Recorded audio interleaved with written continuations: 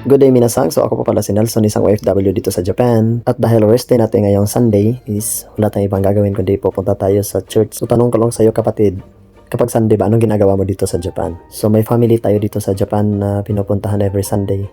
At ngayon kasama natin si Sawadi, si Brother Charles. So sabay kaming pupunta sa church. So tara, samahan nyo kami. So galing dito sa bahay namin, so maglalakad lang kami ng around 2 to 3 minutes papunta dito sa Kojima Shinden kasi ito yung pinaka-shooting ng densya namin dito. Local ito siya na train. So papunta ito siya sa Keikyo Kawasaki, and then pagdating namin dito sa Keikyo Kawasaki, isasakay na naman kami ng Limited Express or Tokyo. Depende na lang sa mabutan namin na train papuntang bound to Yokohama. So from Keikyo Kawasaki to Yokohama, hindi naman siya abot ng 30 minutes, na sa mga 20 minutes na biyahe. So minsan pagdating namin dito sa mismong Yokohama Station, so bababa lang kami. So hindi kami lilipat na ibang linya, bababa lang kami at maglilipat kami ng local.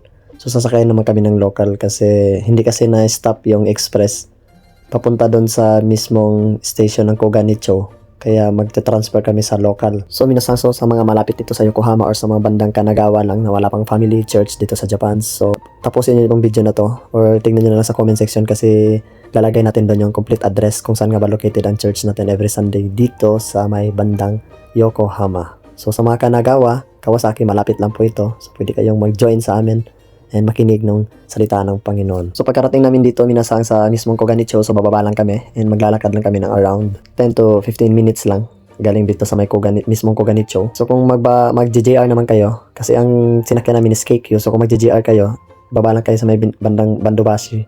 Mas malapit na doon, nasa mga 5 to 10 minutes lang papunta dito sa Nakamura Machi Chico Center. So dito na po yung location ng church natin, no? So nandito na kami ni Brother Charles. So nakarating na kami dito ng safe and sound sa mismong hall na pagdadausan ng Sunday service. So pagdating nyo po dito, pagpasok nyo po dito, tingnan nyo po yung nakalagay dito kung saan floor po yung napareserve po ng mga kapatid natin. And then yung napareserve pala natin is nasa second floor. So akyat lang tayo papuntang second floor. So malapit lang naman siya minasang, no? So kasi dahil nandito na tayo sa part ng Kanagawa, so yung Yokohama is sobrang lapit na talaga niya. Kaya diretso muna tayo dito sa CR. CR muna tayo bago tayo papasok para diretso na. So ito yung church natin. Jesus Christ is Lord. FBCFI po yung pangalan ng church natin, no? So ang meaning po pala ng FBCFI is Free Believers in Christ Fellowship International. So from north to south, east to west dito sa Japan. So meron po tayong church. Hindi lang po dito sa Japan, pati sa Pilipinas and all over the world. Naway gamitin niyo ang buhay namin na maging blessing sa mga kapwa namin mananampalataya.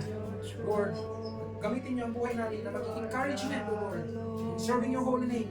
Gamitin niyo ang buhay namin, Lord, in obedience to the Great Commission. Your only God is power and can contend. Your only God whose name and praise will never end.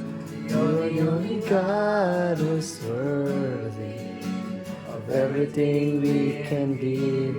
You are God, and that's the way.